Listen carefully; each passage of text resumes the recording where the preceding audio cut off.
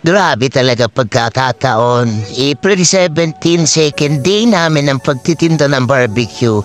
Sarado ang kanto namin dito sa Misogo. Ang galing talaga, power!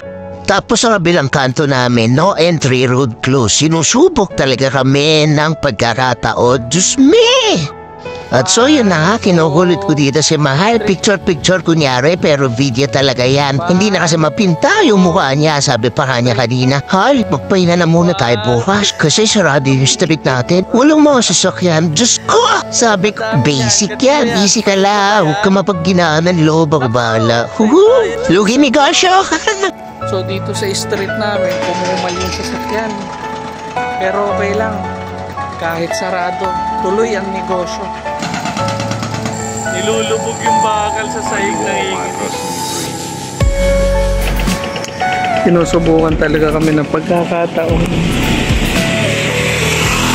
Second day ng ihawan, ang nangyari, pinasara yung dulo ng kanto namin sa Misogo kasi may binabagbag na daan.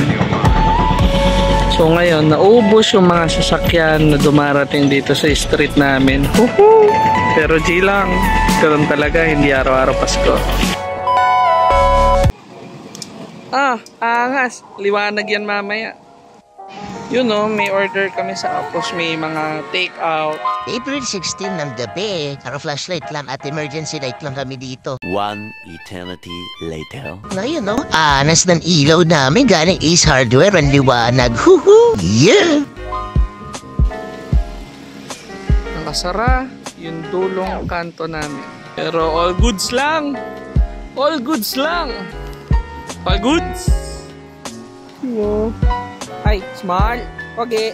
Small pogi. Si small pogi.